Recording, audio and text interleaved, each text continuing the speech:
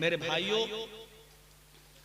आज के इस खुतबे में और तकरीर में मैं आपको उस हदीस का खुलासा बताऊंगा जो हदीस मैंने खुतबे मसनूना के बाद पढ़ी।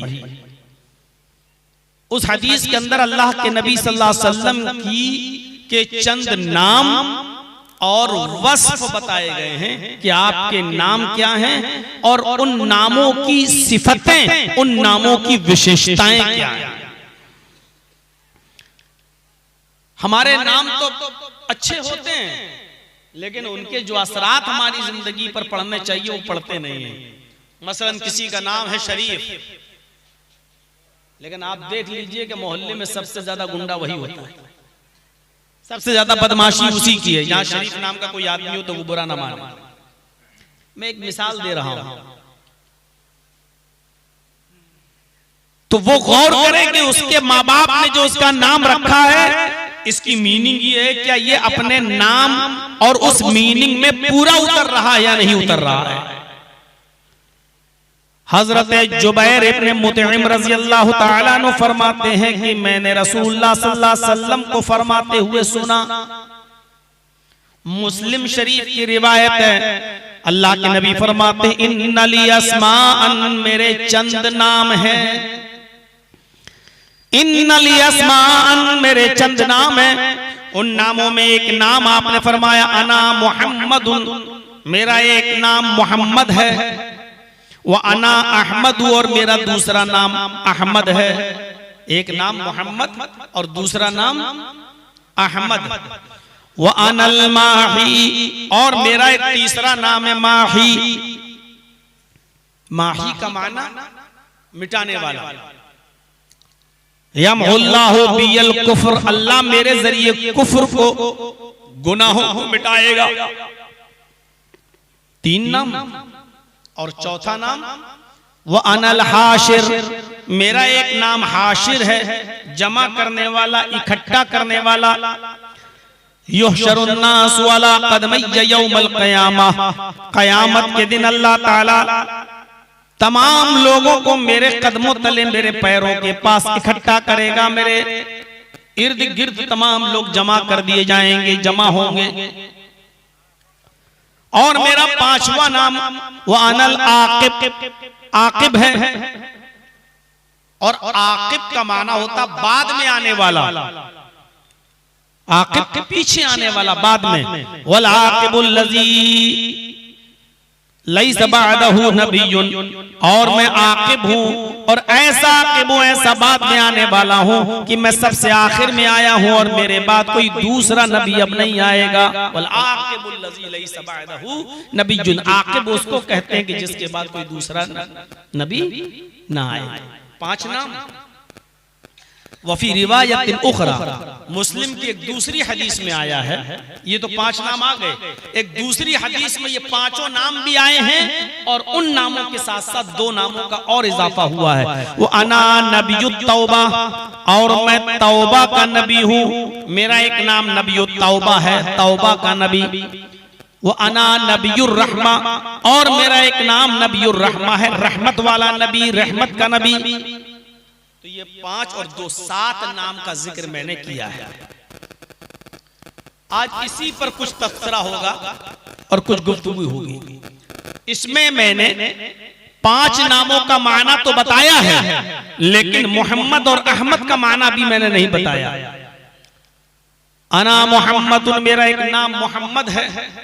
मोहम्मद का माना होता है जिसका बहुत ज्यादा नाम लिया जाए, मोहम्मद जिसकी बहुत तारीफ की गई हो, मोहम्मद जो सबसे ज्यादा तारीफ किया गया हो, यानी जिसकी तारीफ विश्व में, दुनिया में सबसे ज्यादा हुई हो। और अहमद का माना वो अना अहमद, और मेरा एक नाम अहमद है। और अहमद का माना जिसने अल्लाह की तारीफ सबसे ज्यादा की हो। मोहम्मद खुद उसकी तारीफ सबसे ज्यादा हुई हो, और अहमद जिसने खुद अल्लाह की तारीफ सबसे ज्यादा की हो। गौर से सुन लीजिएगा। आज तकरीर मेरे खिताब में सिर्फ नबी अकरम के नाम और उनके असरात मिलेंगे। फिर हर आदमी अपने नाम का माना ढूंढे और देखे कि उसके असरात उसकी जिंदगी पर पड़ रहे हैं कि नहीं पड़ रहे हैं, वो गौर करें। मोहम्मद पहला नाम, मोहम्मद जिसका विश्व में दुनिया में सबसे ज्यादा नाम लिया जाए, जिसकी तारीफ सबसे ज्यादा हो, और अहमद जिसने अल्लाह का नाम सबसे ज्यादा लिया हो, अल्लाह की तारीफ सबसे ज्यादा की हो। दो नाम, माही गुनाहों को मिटाने वाला, जिसने गुनाहों को मिटाया हो, यानी गुनाहों को मिटाने वाले काम बताए हो, और हाशिर जमा करने वाला, कयामत के दिन जिसके इर्द गिर्द तमाम लोग जमा हो जाएं, आखिर बाद में आने वाला, यानी सबसे लास्ट में उसके बाद कोई दूसरा नबी ना आए, वो नबी तौबा, जिसने तौबा और तौबा करने के उसूल और ज़ाब्ते बताए हों, और ये बताया हो कि बड़ा से बड़ा गुनाह अगर सिद्ध दिल और सच्चे दिल से अगर तुमने तौबा कर लिया और अल्लाह को मना लिया तो अल्लाह माफ कर देगा। वो अना नबीउर रहमा, और मैं रहमत वाला नबी हूं। तो नबीउर रहमा जिसकी रहमत आम हो, मुसलमानों पर भी हो, गैर मुस्लिमों पर भी हो, जानवरों पर भी हो, औरतों पर भी हो, और चरिंदों परिंदों दरिंद पर भी हो, यतीमों पर भी हो, बेवाओं पर भी हो, मिस्कीनों पर भी हो, गरीबों पर भी हो, पड़ोसियों पर भी हो, औलाद पर भी हो, माँ बाप पर भी हो, बीवी पर भी हो, जिसकी रहमत आम हो। ये तो पहला नाम मोहम्मद, इसमें कोई शक नहीं कि मोहम्मद रसूलुल्लाह सल्लल्लाहु अलैहि वसल्लम की इतनी तारीफ हुई है, इतनी तारीफ हुई है कि आपसे ज्यादा नाम विश्व में किसी दूसरे शख्सियत का लिया ही नहीं जाता है।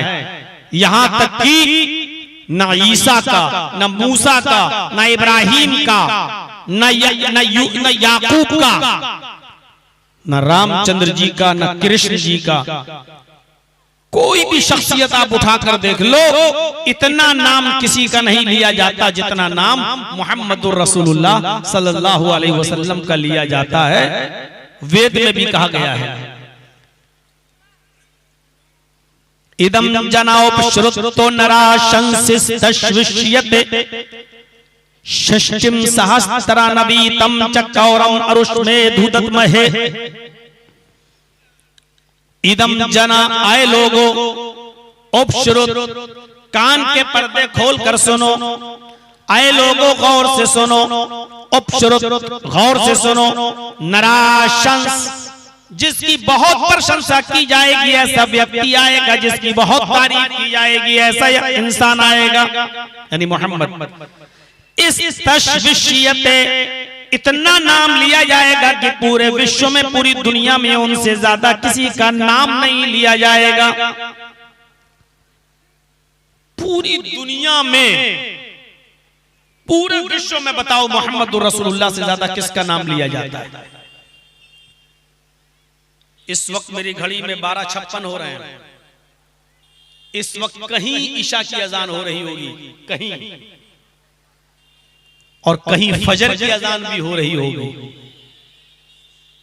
और इसी वक्त दुनिया के किसी न किसी खित्ते में ज़ोहर भी हो रही होगी, और कहीं असर भी हो रही होगी, कहीं मगरिब भी हो रही होगी, कहीं ईशा भी हो रही होगी।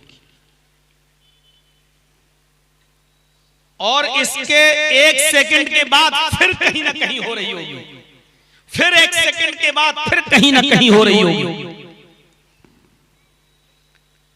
एक सेकंड ऐसा नहीं जाता, एक सेकंड, मिनट की बात नहीं कर रहा हूं मैं, एक सेकंड ऐसा नहीं जाता कि मस्जिद के किसी न किसी मीनारे पर मुहम्मद रसूलुल्लाह का नाम न लिया जाता हो। हर वक्त नाम लिया जा रहा है, अशहदु अन्ना मुहम्मदर रसूलुल्लाह।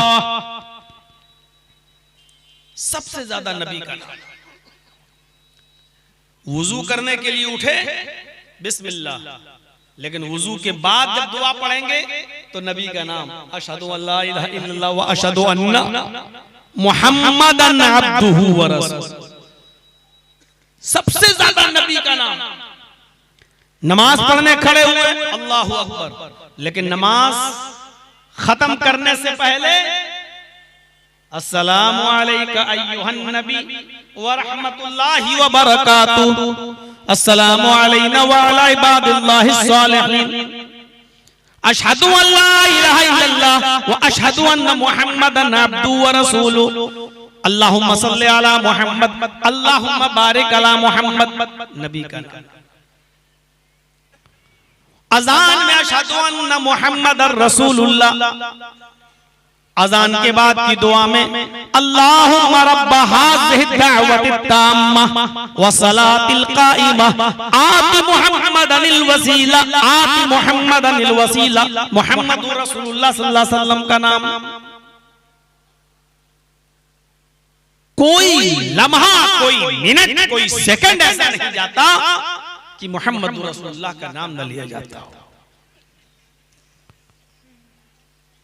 अना मुहम्मदुन, मेरा एक नाम मोहम्मद है। तारीफ किया हुआ सबसे ज्यादा विश्व में, दुनिया में, मखलूकात के अंदर मेरी तारीफ हुई, मेरा नाम लिया गया मुहम्मदुर रसूलुल्लाह सल्लल्लाहु अलैहि वसल्लम।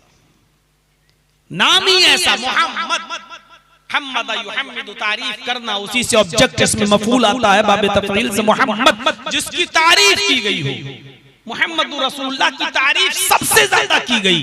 इस नाम के साथ भी वेदों में, अभी तो नराशंस मैंने बता दिया, वेदों में नाम मोहम्मद इसी शक्ल में आया है। अज्ञान हेतु किरत मोह मदांधिकारम नाशम, मोह मदांधिकारम नाशम विधायम। लोगों, मोहम्मद नाम का व्यक्ति आएगा, मोहम्मद नाम का शख्स आएगा, मोहम्मद ऋषि, मोहम्मद पैगंबर आएंगे। उनके आने के बाद जो अंधेरा, जो गुनाह होंगे वो सारे के सारे मिट जाएंगे। अंधिकारम नाशम, अंधेरा नाश हो जाएगा। मोहम्मद अंधिकारम नाशम, मोहम्मद के आने के बाद अंधेरा डिस्ट्रॉय कर दिया जाएगा, खत्म हो जाएगा, अंधेरे का नामो निशान खत्म होगा। मुहम्मद रसूलुल्लाह के आने से पहले अंधेरा ही अंधेरा था, जहालती जहालती, तारीकी तारीकी थी। शराब ऐसे पी जाती थी जैसे हम लोग थम्सअप और पेप्सी और कोका कोला, स्प्राइट की बोतलें पीते हैं गर्मियों के दिनों में, ऐसे अरब के अंदर शराब पी जाती थी। शराब पीते हुए इतने होशो हवास खो बैठते थे कि शराब के नशे में बीवी और बेटी में फर्क भूल जाया करते थे।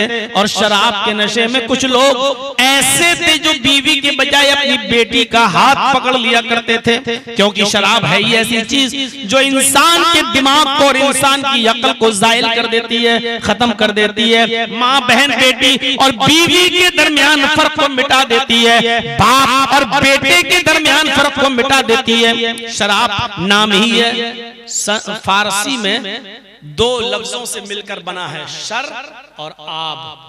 शर मानी बुरा और आब मानी पानी। जब दोनों को मिलाया जाएगा तो क्या कहा जाएगा? शराब, बुरा पानी, गंदा पानी। ये फारसी लफ्ज है, शराब, गंदा पानी, बुरा पानी। और इसी को अरबी में कहा जाएगा खम्र। अल खम्र के माना होते हैं ढांकना और छिपाना, क्योंकि शराब अकल को ढांक देती है, अकल को छिपा देती है, अकल को खत्म कर देती है। इसलिए अरबी में इसको कहते हैं खम्र, यानी अकल को छिपा देने वाली, अकल को ढांक देने वाली चीज।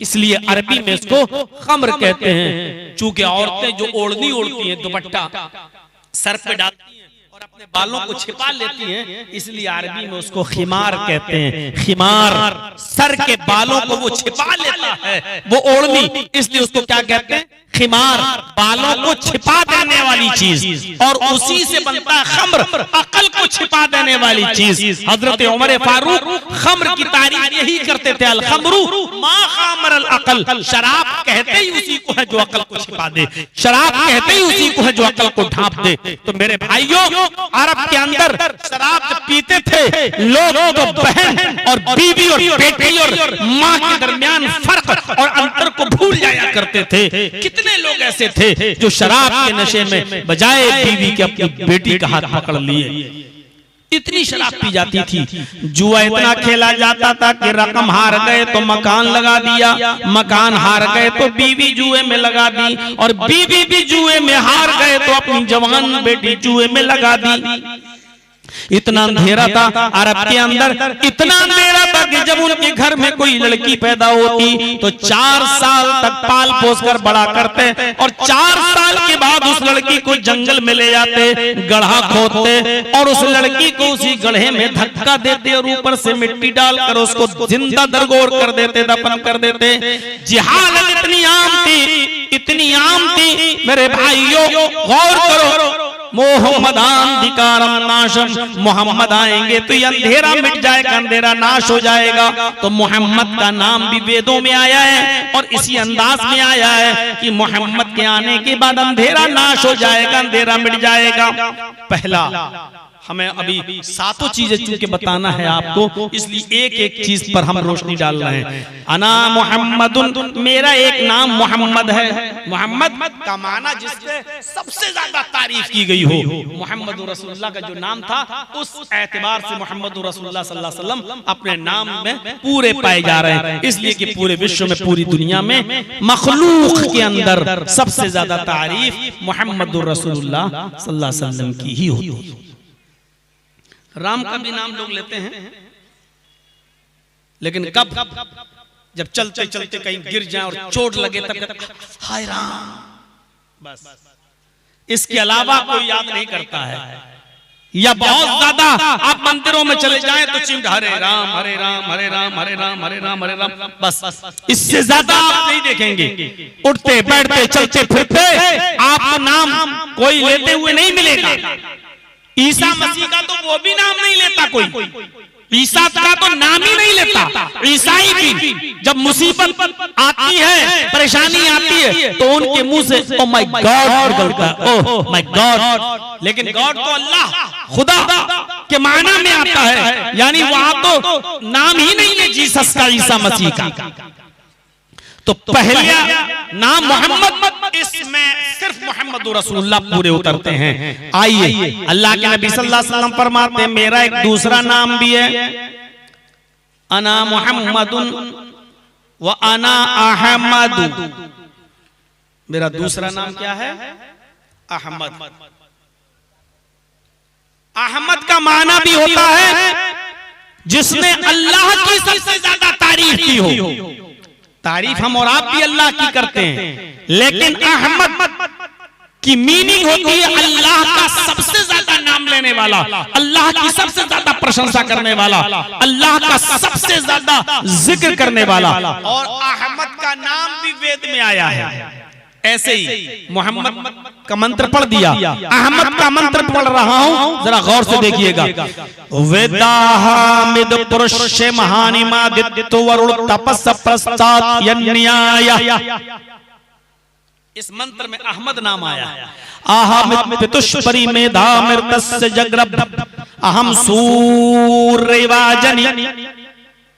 अहमद ने अपने प्रभु से कहा, अपने रब से कहा, अहमद पितुष्परि मेधामृतस्य जग्रभ। अहमद ने एक पिता समान है। अहमद पितुष्परि, अहमद पिता समान है। पिता समान का मतलब जैसे बाप अपने बेटे को उठना बैठना लेटना सोना जागना सिखाता है, चलना फिरना सिखाता है, कारोबार हुनर सिखलाता है, इसी तरीके से मोहम्मद रसूलुल्लाह पिता समान है। वो भी तुम्हें उठने का बैठने का लेटने का सोने का जागने का खाने पीने का तरीका बताते हैं। यहाँ तक के वो कारोबार हलाल और हराम की तमीज भी तुम्हें बताते हैं। वो तुम्हें बताते हैं इस तरह सोने जाओ, वो बताते हैं इस करवट से सो। वो कहते हैं कि ये काम करो ये ना करो, ये खाओ और ये ना खाओ, ये पियो और ये ना पियो।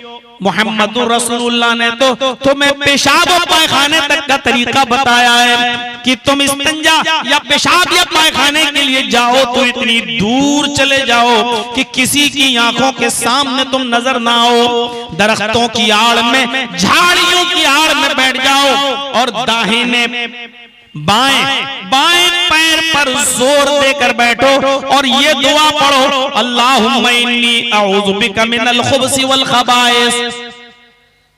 लैट्रीन, पेशाब, पायखाने तक का तरीका बता रहे हैं मेरे भाइयों। हजरत सलमान फारसी से किसी यहूदी ने कहा उनसे, ऐ सलमान, तुम्हारे नबी को ऐसी जाहिल कौम मिली है, ऐसी अनपढ़ गवार कौम मिली है जो पेशाब और पायखाने तक का तरीका नहीं जानती, और तुम्हारे नबी मोहम्मद रसूलुल्लाह पेशाब और पायखाने तक का तरीका बतला रहे हैं। ऐसे बैठो, ऐसे उठो, ये दुआ पढ़ो। क्या तुम्हारे नबी की कौम इतनी अनपढ़, इतनी जाहिल है जो पेशाब और पायखाने तक का तरीका नहीं जानती? तब सलमान फारसी ने उसके जवाब में फरमाया था कि हाँ, आए यहूदियों, तुम क्या जानो मेरे नबी को कैसी उम्मत मिली है? तुम अपने माँ के पेट से सीख कर तो नहीं आए थे। तुम्हारी माँ ने तुम्हें बताया कि इस तरह पेशाब करो, इस तरह लैट्रिन करने जाओ। तुमने जो माँ बाप से सीखा वैसे तो तुमने किया है, तुम अपने माँ के पेट से तो सीख कर नहीं आए। मुझे फख्र है कि मुझे एक ऐसा नबी मिला, एक ऐसा रसूल मिला जो माँ और बाप की तरह हम पर शफकत करता है और हर चीज माँ और बाप की तरह खोल खोल कर हमको सिखलाता है। जैसे एक माँ और बाप अपने बच्चे पर शफकत करते हैं, प्यार और मोहब्बत से सिखलाते हैं, उसी तरीके से हमारे नबी भी हमको प्यार और मोहब्बत और शफकत से हर चीज बताते और समझाते हैं। मेरे प्यारे साथियों, गौर कीजिए आप, मैं कहना ये चाह रहा था। तो अहमद पितुष्परी मेधा मिर्तस्य जगर, अहमद पिता समान है। उन्होंने कहा मेधा मिर्तस्य जगर, हाय ईश्वर, सबसे पहले कुर्बानी मैंने दी है, जिसको स्वीकार कर ले मैंने सबसे पहले कुर्बानी दी। यानी मक्का छोड़कर मैं मदीना गया, मैंने अपना घर छोड़ा, अपना मकान छोड़ा, जमीन छोड़ी, जायदाद छोड़ा, सब कुछ छोड़ा और मक्के से हिजरत करके मैं मदीने की तरफ गया। आए अल्लाह, तो इसको स्वीकार कर ले, तो इसको कबूल कर ले। यानी मैंने सबसे पहले कुर्बानी दी अपने वतन अजीज की, अपने अपने प्रिय वतन की, अपने प्यारे वतन की हमने कुर्बानी दी, जिसको तू स्वीकार कर ले। उसके बाद कहा अहम सूर्य वाजनी, हाय प्रभु, हाय ईश्वर, मुझे सूर्य की तरह बना दे, मुझे सूरज की तरह फायदेमंद बना दे। यानी मुझे किसी एक का मत बना, मुझे सबके लिए बना। जैसे सूरज की रोशनी हर घर में जाती है, वो किसी एक की नहीं होती, वो सबके लिए बराबर होती है। हाय अल्लाह, मुझे भी सबके लिए बराबर बना दे। यानी मेरी तालीम से, मेरे इल्म से, मुझ पर जो तूने कुरान उतारा उसकी रोशनी से सभी को फायदा मिले, हिंदुओं को, मुसलमानों को, सिखों को, ईसाइयों को, गैर मुस्लिमों को, मजूसियों को, सबके लिए फायदेमंद बना दे। अहम सूर्य वाजनी, मैं सूर्य की तरह हो जाऊं, मैं सूरज की तरह बन जाऊं। यानी मेरी रोशनी से, मेरे तालीम से, मेरे इल्म से सबको फायदा पहुंचे, जैसे सूरज की रोशनी से सबको फायदा पहुंचता है। इसमें नाम क्या बताया गया? अहमद। अहमद पितुष्परी मेधा मर्तस्य जगर। अहमद ने कहा कि मैं पिता समान हूं, मैं बाप जैसा हूं, बाप की शफकत की तरह मैं भी शफकत करता हूं। और अल्लाह के नबी क्या कहते हैं? वाना अहमद, मेरा एक दूसरा नाम अहमद है। अहमद अल्लाह की सबसे ज्यादा तारीफ करने वाला। सुबह उठते हैं अल्लाह का नाम, और शाम को जब बिस्तर पे सोने जाते हैं तो अल्लाह का नाम। सुबह से शाम तक जितनी देर रहते हैं अल्लाह का नाम। आप देख लीजिए, आपको तो याद भी नहीं होगी, सुबह बिस्तर पे उठे तो पता ही नहीं 8 बजे उठ रहे हैं कि 10 बजे उठ रहे हैं। अल्लाह के नबी सल्लल्लाहु अलैहि वसल्लम रात में जब भी बिस्तर से उठते, आपकी आंख खुलती, तो अल्लाह के नबी सल्लल्लाहु अलैहि वसल्लम सबसे पहले जो दुआ पढ़ते उसमें अल्लाह का नाम लेते। अल्हम्दुलिल्लाहिल्लज़ी अहयाना बअदा मा अमातना व इलैहिन नुशूर। क्या नाम आया? अल्लाह का। अल्हम्दुलिल्लाहिल्लज़ी अहयाना, तमाम तारीफें उस अल्लाह के लिए जिसने हमको जिंदगी दी। बअदा मा अमातना, मरने के बाद सोकर उठे हैं लेकिन नींद को मौत से ताबीर कर रहे हैं। अब यहां एक नुक्ता देखिए, कहते नहीं सोता और मरता बराबर होता है। हमारे और आपके यहाँ एक कहावत है, क्या कहा जाता है? सोता और मरता बराबर होता है। अल्लाह के नबी ने कहा अल्हम्दुलिल्लाहिल्लज़ी अहयाना बअदा मा अमातना, तमाम तारीफें उस अल्लाह के लिए जिसने मुझे जिंदगी दी मौत के बाद। जबकि मौत तो अभी आई नहीं है, नींद से उठे तो कहा मौत।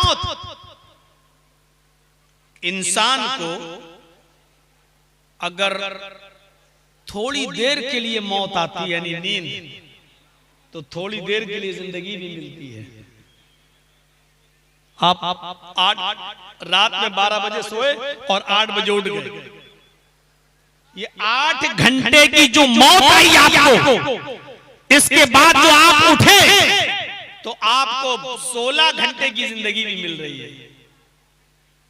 16 घंटे की, यानी मौत कम देर के लिए आई तो जिंदगी भी आपको कम टाइम के लिए मिल रही है। जब आपको और हमें लंबी मौत आएगी, उसके बाद जो जिंदगी मिलेगी वो भी लंबी होगी। मुमासिलत देखिए आप, 8 घंटे की नींद आती है मौत, तो जिंदगी भी 16 घंटे की मिलती है। जब मरने के बाद कब्र में हम दफन होंगे, हम और आप, तो लंबी मुद्दत के लिए कब्र में रहेंगे। तो जब लंबी मुद्दत के लिए मौत आएगी, इसके बाद जो जिंदगी मिलेगी वो भी लंबी मुद्दत के लिए मिलेगी, जो कभी खत्म नहीं होगी। मेरे भाइयों, अल्लाह के नबी सल्लल्लाहु अलैहि वसल्लम जब सुबह उठते हैं तो अल्लाह का नाम ले रहे हैं, अल्हम्दुलिल्लाहिल्लज़ी अहयाना बअदा मा अमातना व इलैहिन नुशूर। अल्लाह का नाम। वुजू बनाने के लिए बैठ रहे हैं तो अल्लाह का नाम, बिस्मिल्लाह अल्लाह का नाम। नमाज पढ़ना शुरू कर रहे हैं तो अल्लाह का नाम, अल्लाहु अकबर, सुब्हानक अल्लाहुम्मा व बिहम्दिका अल्लाह का नाम, अल्हम्दुलिल्लाहि रब्बिल आलमीन अल्लाह का नाम। रुकू में जा रहे हैं तो अल्लाहु अकबर अल्लाह का नाम, रुकू में है तो सुब्हान रब्बियल अज़ीम रब का नाम, रुकू से उठ रहे हैं तो समी अल्लाहु लिमन हमिदा अल्लाह का नाम। फिर अल्लाहु अकबर कहकर सजदे में जा रहे हैं तो अल्लाह का नाम, सजदे में भी रब का नाम, सुब्हान रब्बियल आला। सजदा करके उठ रहे हैं और दूसरे सजदे में जा रहे हैं तो अल्लाह का नाम, रब्बिग़फिरली रब्बिग़फिरली अल्लाह का नाम। दोनों सजदों के बीच में जो दुआ पढ़ी जाती है वो यही, रब्बिग़फिरली रब्बिग़फिरली, 2 मरतबा ये दुआ पढ़ रहे हैं, रब का नाम। अत्तहियात में बैठे तो अत्तहियातु लिल्लाहि वस्सलावात अल्लाह का नाम, अल्लाहुम्मा सल्ली अला मुहम्मद अल्लाह का नाम, अल्लाहुम्मा बारिक अला मुहम्मद अल्लाह का नाम। मेरे प्यारे साथियों, दुआ कर रहे हैं, अज़ाबे कब्र से पनाह मांग रहे हैं तो अल्लाह का नाम, अल्लाहुम्मा इन्नी अऊज़ु बिका मिन अज़ाबिल क़ब्रि व अऊज़ु बिका मिन फितनतिल मसीहिद दज्जाल व अऊज़ु बिका मिन फितनतिल महया वल ममात, अल्लाहुम्मा इन्नी अऊज़ु बिका मिनल मअतमी वल मग़रम अल्लाह का नाम। अबू बकर को दुआ सिखला रहे हैं तो अल्लाह का नाम, अल्लाहुम्मा इन्नी ज़लमतु नफ्सी ज़ुल्मन कसीरा अल्लाह का नाम। नमाज शुरू की तो अल्लाह के नाम से, अल्लाहु अकबर। अब नमाज खत्म कर रहे हैं तब भी अल्लाह का नाम, अस्सलामु अलैकुम व रहमतुल्लाह अल्लाह का नाम। कितना अल्लाह का नाम ले रहे हैं। मस्जिद में जब दाखिल हुए तो अल्लाह का नाम, अल्लाहुम्मा फ़्तह ली अब्वाब रहमतिक। मस्जिद से जब निकल रहे हैं तो अल्लाह का नाम, अल्लाहुम्मा इन्नी अस्अलुका मिन फ़ज़लिक। अपने घर में दाखिल हो रहे हैं तो अस्सलामु अलैकुम व रहमतुल्लाह। कपड़ा पहन रहे हैं तो अल्लाह का नाम, ऊपर चल रहे हैं पहाड़ पर तो अल्लाह का नाम, नीचे उतर रहे हैं तो अल्लाह का नाम, घर से निकल रहे हैं तो अल्लाह का नाम, खाना खाने बैठ रहे हैं तो बिस्मिल्लाह अल्लाह का नाम, खाना खाकर फारिग हो रहे हैं तो अल्हम्दुलिल्लाह अल्लाह का नाम, छींक आ रही है तो अल्हम्दुलिल्लाह अल्लाह का नाम। सामने वाला छींक दिया अल्हम्दुलिल्लाह कहा तो उसके जवाब में अल्लाह का नाम, यरहमुकल्लाह अल्लाह का नाम। आपसे मुलाकात हो रही है तो अस्सलामु अलैकुम व रहमतुल्लाह अल्लाह का नाम। मुसाफा कर रहे हैं तो यगफिरुल्लाहु लना व लकुम अल्लाह का नाम। गौर कीजिए आप, एक एक मिनट में अल्लाह का नाम, पानी पिए तो अल्लाह का नाम, यहाँ तक के पेशाब और पायखाने के लिए जाएं तो अल्लाह का नाम, अल्लाहुम्मा इन्नी अऊज़ु बिका मिनल खुबुसी वल खबाइस। इससे भी बढ़कर देखिए, आप अगर अपनी बीवी से मिल रहे हैं तो बीवी से मिलते वक्त भी अल्लाह का नाम, अल्लाहुम्मा जन्निबना शैतान व जन्निबि शैतानी मा रज़क़तना। अल्लाह के नबी उस वक्त भी अल्लाह का नाम ले रहे हैं। सोकर उठे थे तो अल्लाह का नाम, अब बिस्तर पर सोने जा रहे हैं, थोड़ी देर कमर सीधी कर लो, आराम कर लो, तो अल्लाह का नाम लेकर अब सोने के लिए तशरीफ ले गए, बिस्तर पर आराम कर रहे हैं तो अल्लाह का नाम, अल्लाहुम्मा बिइस्मिका अमूतु व अहया। गौर कीजिए, शुरू सुबह से लेकर शाम तक अल्लाह का नाम अहमद है, यानी अल्लाह का सबसे ज्यादा नाम लेने वाले। अभी दो नाम हमने आपके सामने जिक्र किया है, मोहम्मद और अहमद। मोहम्मद जिनका जिक्र सबसे ज्यादा हो, मोहम्मद रसूलुल्लाह का जिक्र सबसे ज्यादा हुआ, और अहमद जिसने अल्लाह का जिक्र सबसे ज्यादा किया हो, तो अल्लाह के रसूल ने अल्लाह का जिक्र सबसे ज्यादा किया है। यानी हकीकत में मोहम्मद भी हैं आप और अहमद भी हैं आप, आपका नाम भी सबसे ज्यादा लिया गया और सबसे ज्यादा नाम अल्लाह का भी आप मोहम्मद रसूलुल्लाह ने लिया।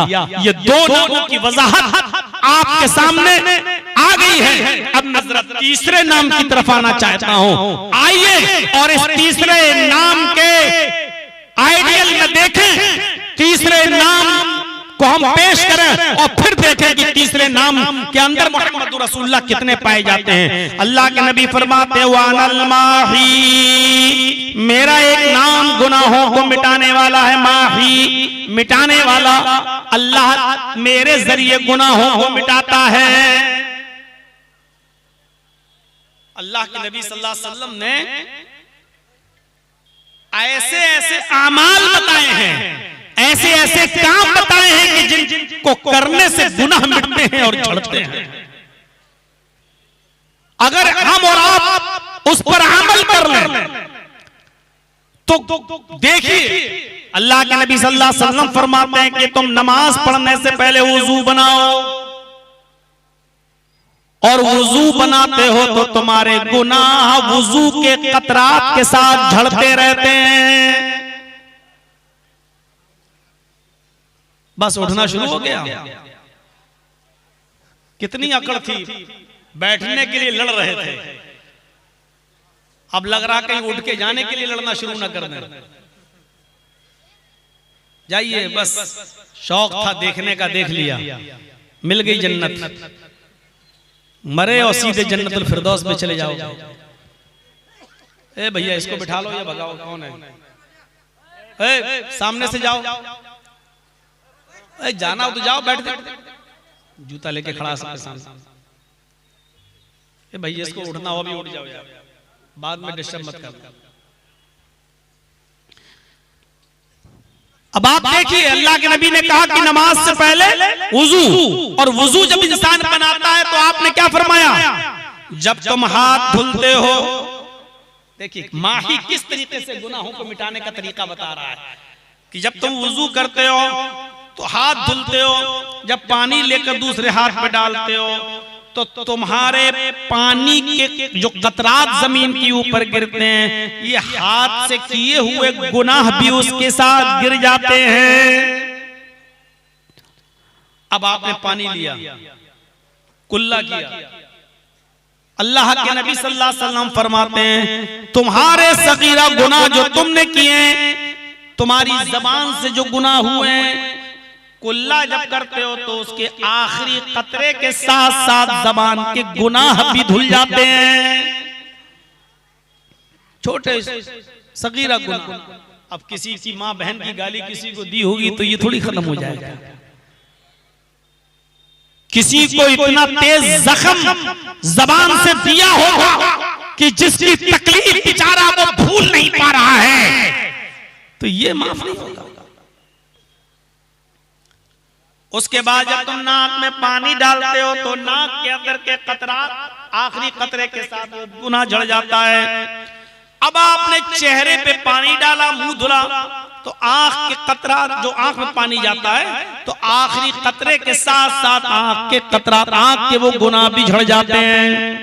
अब आपने हाथ धुला तो हाथ के गुनाह भी धुल जाते हैं। सर का मसा किया और कान का ये, और कान का मसा करने का मतलब यही होता है, वरना कान का मसा करना क्या जरूरी है, कान में क्या रखा।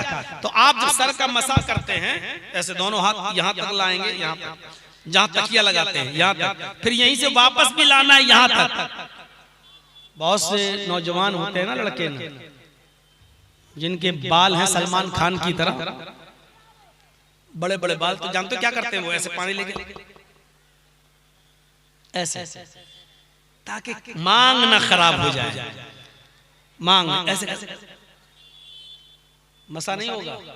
और सर का मसा तो फर्ज है, वमसहू रूसकुम, अपने सरों का मसा करो, ये तो कुरान की आयत है। और मसा सर का ऐसे नहीं होता, सर का मसा दोनों हाथों में पानी डालो ऐसे होता है, ये यहां से लेकर ऐसे, ये बाल खराब होने दो, तुम्हारी मांग बिगड़े बिगड़ने दो, ये होता सर का मसा, ये फिर यहां तक लाइए ये, और उसके बाद में ये दोनों उंगलियां ऐसे ये कान में डालिए, ये अंदर तक, और उसके बाद में ये अंदर ही अंदर ऐसे लाइए, घुमाइए। आप जैसे जैसे घुमाएंगे आपकी उंगली वहां पहुंचती चली जाएगी, वो रोड बना हुआ है रास्ता, ऐसे करके ये लाइए, ये हुआ, और ये दोनों अंगूठे ये देखिए, ये हुआ। आपको दिखा दूं मस्जिद में वुजू बनाते वक्त लोगों की वुजू, जल्दी गए कि रकात ना छूट जाए। अजीब अजीब तरीके की हालतें देखी हैं, अजीब अजीब तरीके की। कितनी रकात हो गई है? अच्छा आखिरी बची, जल्दी मारा और पहुंच गया। ये नहीं है, वुजू होता ही है। अल्लाह के रसूल ने वुजू का तरीका भी बताया, और कैसे बताया, फरमाया मा मिनकुम अहदन यतवज़्ज़उ, मन यतवज़्ज़उ, जिसने वुजू किया, मिनकुम फयुहसिनुल वुजू, और अच्छी तरीके से वुजू किया। वुजू भी जरूरी है, और वुजू के साथ साथ लफ्ज लगा हुआ फयुहसिनुल वुजू, अच्छी तरीके से वुजू बनाया। जिसने भी अच्छी तरीके से वुजू बनाया, और अच्छी तरीके से वुजू क्या होता है, ये पानी डाला हाथ पर, ये पहली बात तो नल की टोटी से तो अच्छी तरीके से वुजू होता ही नहीं, होता तो पानी बहुत लॉस हो जाता है। आपको ऐसे पानी गिराना है लोटे से, फिर ये लेना है, ये अब ये धुलने के बाद फिर वुजू करने का तरीका ये वाली उंगलियां दाहिने हाथ की बाएं हाथ की उंगलियों में ऐसे, और फिर बाएं हाथ की उंगलियां दाएं हाथ में, ये शब्बिक बैनल असाबे, अपनी उंगलियों के दरमियान तशबीह दो, ये और उसके बाद फिर दोबारा पानी लो, फिर ये तीसरी बार पानी लो, फिर ये। अब ये आपका हो गया हाथ। अब कुल्ला करना है तो ये पानी लिया, एक आधा मुंह में और आधा नाक में। गौर से सुनिएगा, 3 बार कुल्ला, 3 बार नाक में पानी अलग से डालना, वो भी जायज है, अगरचे वो रिवायत ज़ईफ भी है, लेकिन अफजल अमल यही है। जो पानी लिया चुल्लू में, आधा मुंह में और आधा नाक में। शुरू में आदत नहीं बन पाएगी, लेकिन 2, 4, 5, 6 दफे करोगे तो बन जाएगी। हो सकता है शुरू में पूरा ही मुंह में चला जाए, नाक के लिए कुछ ना बचे, इसलिए अलग से प्रैक्टिस करिए। वुजू के वक्त ही नहीं, अपने घर पे जाइए, कभी पानी लेके ऐसे करिए, आधा ऐसे, और फिर 2, 4 बार करोगे बन जाएगी आदत। आधा मुंह में और आधा नाक में, और नाक में जोर से चढ़ाना है, ऐसे हलक के नीचे उतर जाने दीजिए, लेकिन रोजे की हालत में नहीं, रोजे की हालत में नहीं, उस वक्त बस हल्के बस ऐसे करना है। आधा मुंह में और आधा नाक में चढ़ाइए। अब दाहिने हाथ की उंगली से ये करिए, ऐसे कुल्ला किया, और बाएं हाथ का अंगूठा और ये वाली उंगली नाक के अंदर डालिए, ऐसे वुजू का तरीका भी समझ लीजिए। ऐसे से डालिए और उसके बाद इस अंगूठे से ये दबाइए, ऐसे कस के झाड़िए। मैं यहाँ कर नहीं सकता वरना पता चला असली घी यही निकल गया, सर्दियों के दिन वैसे ही है। तो ये ऐसे आप अंगूठे से ये दबाइए, कस के झाड़िए, फिर ये उंगली से ये पकड़िए, फिर झाड़िए और फिर ऐसे करके फेंकिए। ये एक बार हुआ अभी, फिर दोबारा आधा मुंह में और आधा नाक में, फिर करिए ऐसे, फिर आधा मुंह में और आधा नाक में, फिर ऐसे करिए। ये अब आपका 3 बार कुल्ला और 3 बार नाक में पानी हो गया। अब आप पानी लेके ये 3 बार, ये 1 बार हो गया, फिर दोबारा लीजिए, ये 2 बार हो गया, फिर तीसरी बार लीजिए, इसी तरीके से तीसरी बार हो गया। अब जिसकी दाढ़ी है वो क्या करे, 1 चुल्लू पानी ले, 1 चुल्लू पानी 3 बार मुंह धुलने के बाद फिर ऐसे करें, ऐसे 1 बार लेके फिर दाढ़ी का खिलाल करें। ये फिर 3 बार हाथ धुलना है, ये वाला, और 3 बार ये वाला, और फिर 1 बार सर का मसा करना है, ये और उसके बाद 3 बार पैर, ये वाला और ये वाला। ये हुआ अच्छा वुजू। और जिसने ऐसा वुजू किया, थुम्मा क़ाल अशहदु अल्ला इलाहा इल्लल्लाह व अशहदु अन्ना मुहम्मदन अब्दुहु व रसूलुहु, और इस तरह वुजू करने के बाद जिसने ये दुआ पढ़ ली, अशहदु अल्ला इलाहा इल्लल्लाह व अशहदु अन्ना मुहम्मदन अब्दुहु व रसूलुहु, बस इतनी दुआ। आगे भी अल्फाज हैं, अल्लाहुम्मा जअलनी मिनत तव्वाबीन व जअलनी मिनल मुतत्तहिरीन, लेकिन वो तिर्मिजी के हैं और वो हसन है। लेकिन वुजू के बाद इतनी दुआ कोई पढ़ ले तो काफी है, क्योंकि मुस्लिम शरीफ की हदीस में यही दुआ आई है, अशहदु अल्ला इलाहा इल्लल्लाह व अशहदु अन्ना मुहम्मदन अब्दुहु व रसूलुहु, बस इतनी दुआ। जिसने अच्छी तरह वुजू बनाया और वुजू बनाने के बाद ये दुआ पढ़ ली, इल्ला फुतिहत लहू अब्वाबुल जन्नतिस समानिया, अल्लाह के नबी फरमाते हैं ऐसा वुजू बनाने वाला और वुजू के बाद ये दुआ पढ़ने वाला जब ये दुआ पढ़ के हटता है तो ऐसे शख्स के लिए जन्नत के 8 दरवाजे खोल दिए जाते हैं। 8 दरवाजों के फरिश्ते उससे कहते हैं तेरे लिए जन्नत है और तू जन्नत के जिस दरवाजे से दाखिल होना चाहे तू जन्नत के उस दरवाजे से दाखिल हो जाना। ये है वुजू की फजीलत। ये और अल्लाह के नबी बतला रहे हैं कि वुजू के जरिए गुनाह करते हैं, आंख के, कान के, नाक के और हाथ के, माही है गुनाहों को मिटाने वाली। इसी तरीके से आपने ज़ोहर की नमाज पढ़ी, तहतरिकून फैज़ा सल्लैतुमुज़ ज़ोहरा ग़सलतहा, इंसान गुनाहों की आग में जलता रहता है, गुनाह करता रहता है और जलता रहता है। जब वो ज़ोहर की नमाज पढ़ लेता है तो आग को ठंडा कर देता है, यानी फजर से ज़ोहर तक उसने जितने भी सगीरा गुनाह किए हैं छोटे छोटे, अल्लाह रब्बुल आलमीन ज़ोहर की नमाज के जरिए उन गुनाहों को मिटा देता है। अब ज़ोहर की नमाज पढ़ ली, अब ज़ोहर से असर तक फिर गुनाह करता है छोटे छोटे, तहतरिकूना फैज़ा सल्लैतुमुल अस्र ग़सलता, लेकिन जब वो असर की नमाज पढ़ लेता है तो गुनाह की आग को वो ठंडा कर देता है, यानी ज़ोहर से असर तक के गुनाह नमाज के जरिए माफ कर दिए जाते हैं, धुल जाते हैं, खत्म कर दिए जाते हैं।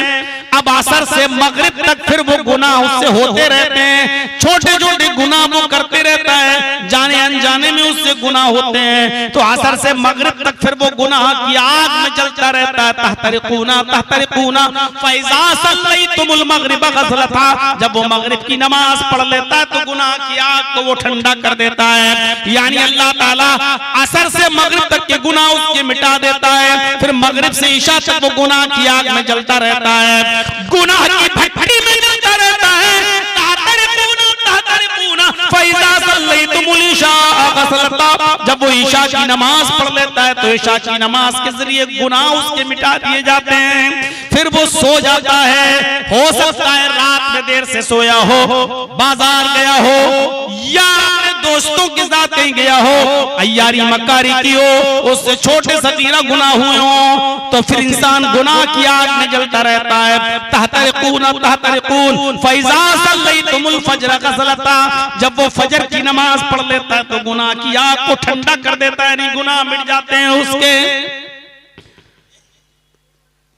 अल्लाह के नबी कहते हैं मैं माही हूँ, मेरे जरिए अल्लाह गुनाहों को मिटाता है। यानी ऐसे तरीके अल्लाह के नबी ने बताए कि जिससे गुनाह मिटते रहे।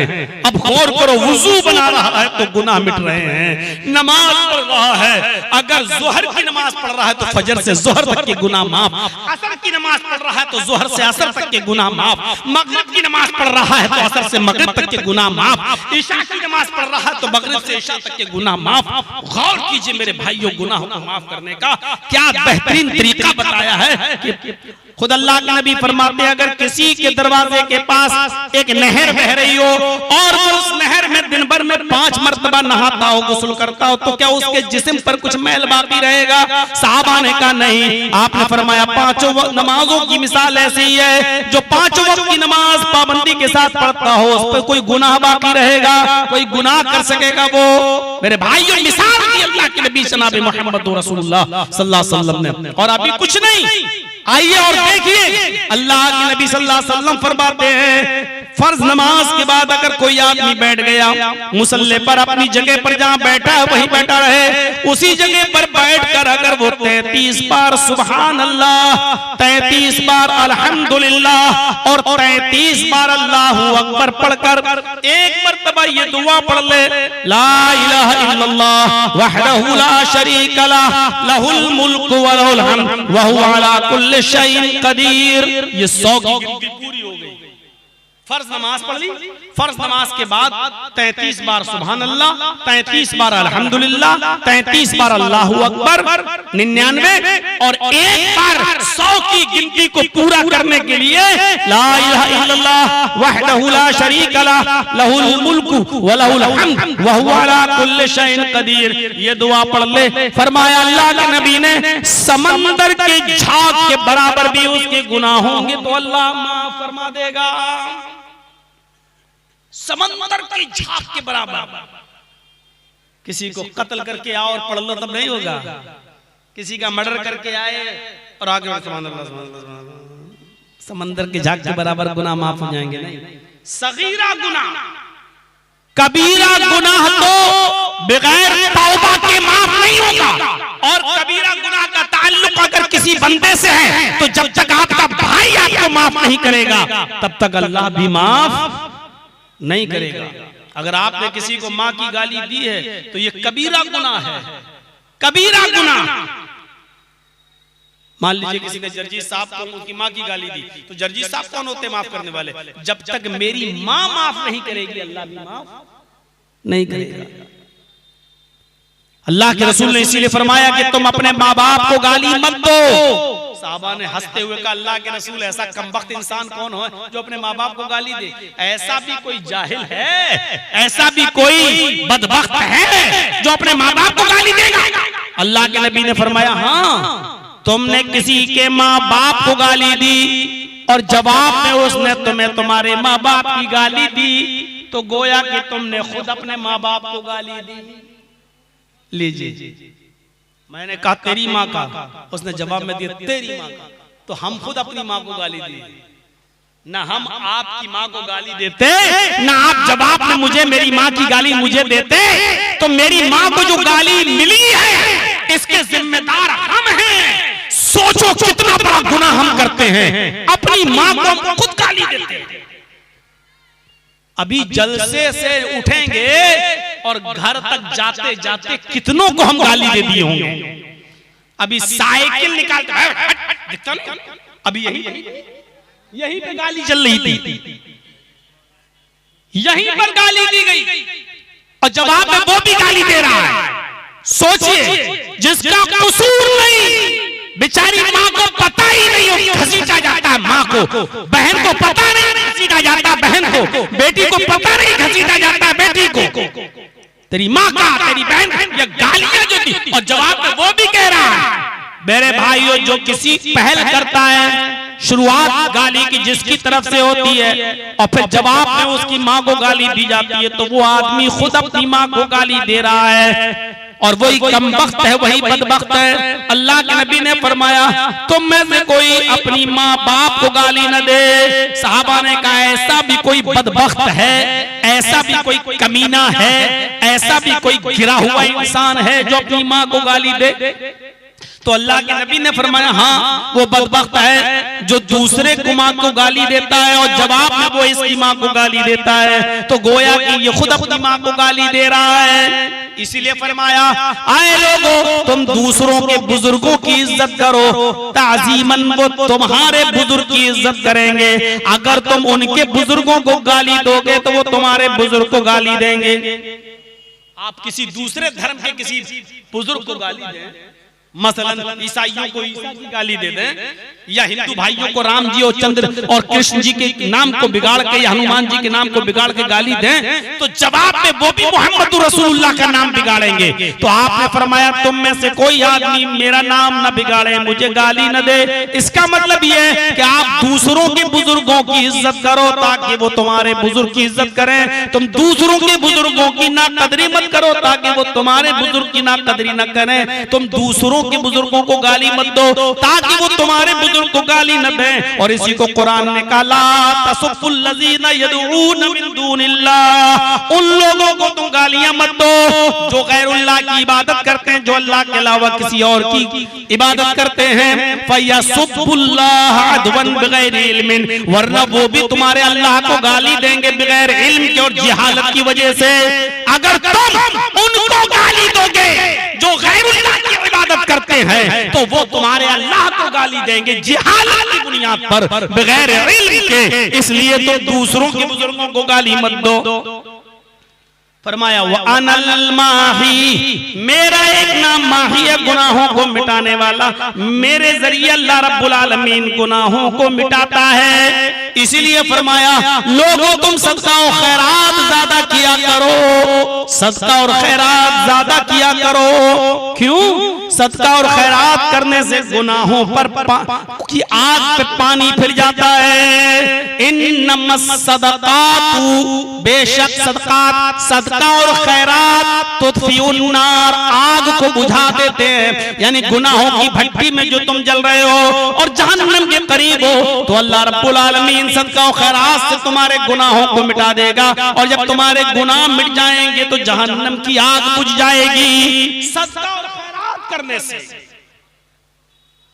सदका और खैरात करने से गुनाह मिटते हैं। अल्लाह के नबी सल्लल्लाहु अलैहि वसल्लम ने औरतों के मजमे में जाकर भी खिताब में यही कहा था तसद्दक़ना फ़इन या माशरन निसाई तसद्दक़ना फ़इन युरीदुकुन्ना अक्सर अहलिन नार। आए औरतों की जमात तुम ज्यादा से ज्यादा सदका और खैरात किया करो, क्योंकि मैंने जहन्नम में सबसे ज्यादा जलते हुए तुम्हें देखा है, औरतों को देखा है। तब औरतें जहन्नम में सबसे ज्यादा जो जलती हुई देखी है, जहन्नम से बचना है तो सदका और खैरात ज्यादा करें। यानी सदका और खैरात जहन्नम की आग को बुझा देता है, गुनाहों को मिटा देता है। तो अल्लाह के नबी ने एक तरीका ये बताया, सदका और खैरात करो तो गुनाहों को मिटाने के रास्ते। वुजू बनाओगे तो गुनाह मिटेगा, नमाज पढ़ोगे तो गुनाह मिटेगा। फर्ज नमाज के बाद सुभान अल्लाह, अल्हम्दुलिल्लाह, अल्लाहु अकबर और ला इलाहा इल्लल्लाह वहदहु ला शरीक लह लहुल मुल्कु व लहुल हम्दु व हुवा अला कुल्लि शैइन कदीर पढ़ोगे तो समंदर के कतरात के बराबर और झाग के बराबर भी गुनाह होंगे तो वो भी खत्म हो जाएंगे और मिट जाएंगे। और सदका और खैरात करने से गुनाह मिटते हैं। तो माही, 3 नाम हो गए हैं। आइए चौथे नाम की तरफ चलते हैं। वानल हाशिर, मेरा एक नाम हाशिर है। युहशरुन नास वला कदमय यौमल क़यामा, क़यामत के दिन अल्लाह रब्बुल आलमीन सब लोगों को मेरे कदमों तले जमा करेगा। हाशिर इकट्ठा करने वाला, सब लोग मेरे पैरों के पास मेरे इर्द गिर्द जमा कर दिए जाएंगे। सब परेशान होंगे क़यामत के दिन। मैदान महशर में हर आदमी सोचेगा, सब लोग इकट्ठा होंगे और जमा होकर कहेंगे अपना एक पीर, अपना एक रहबर मुतय्यन कर लो जो अल्लाह से हमारी सिफारिश करे। हम लोग गुनाहगार हैं, हम लोग जहन्नमी हैं, हम लोग किसके पास जाएं जो अल्लाह से हमारी सिफारिश फरमा दे। तरतीब से सुनिए, तमाम की तमाम लोग हजरत आदम अलैहिस्सलाम के पास जाएंगे और कहेंगे कि आए आदम, आप अल्लाह के बुर्गजीदा बंदे हैं, अल्लाह के नेक बंदे हैं, अल्लाह ने आपको अपने हाथ से बनाया, अल्लाह ने आपके अंदर रूह डाली, अल्लाह ने आपको जन्नत में ठहराया, अल्लाह ताला से सिफारिश कर दीजिए कि अल्लाह ताला हमें बख्श दे। हजरत आदम अलैहिस्सलाम अपनी मजबूरी बयान करेंगे कि मैं अल्लाह का बुर्गजीदा बंदा हूँ, सही बात है, लेकिन अल्लाह ताला ने मुझे एक दरख्त के फल के खाने से रोक दिया था, लेकिन मैं नहीं माना। मैं और मेरी बीवी हव्वा दोनों उस दरख्त के करीब चले गए, हमसे ये खता हो गई थी, हमसे ये गलती हो गई थी, हमसे ये खता हो गई थी, इसलिए मुझे हया थी अपने रब के पास जाने में। मैं तुम्हारे लिए अल्लाह ताला से कोई सिफारिश नहीं करा सकता, तुम हजरत नूह के पास जाओ, तुम नूह अलैहिस्सलाम के पास जाओ। अब ये हजरत नूह अलैहिस्सलाम के पास आएंगे सारे के सारे लोग और नूह अलैहिस्सलाम से कहेंगे, आप अल्लाह के नेक बंदे हैं, आप अल्लाह रब्बुल आलमीन से दुआ कीजिए, अल्लाह रब्बुल आलमीन से सिफारिश कीजिए कि वो हमारी बख्शिश फरमा दे, हमारी मग़फ़िरत फरमा दे। हजरत नूह अलैहिस्सलाम कहेंगे कि मैं अल्लाह का नेक बंदा जरूर हूँ, लेकिन मुझे भी हयात है अपने रब के पास जाने में, मैं नहीं जा सकता, इसलिए कि मेरा बेटा कनान पहाड़ की चोटी पे चढ़ गया था और मैंने अपने रब से कहा था, अल्लाह मेरे बेटे को बचा ले।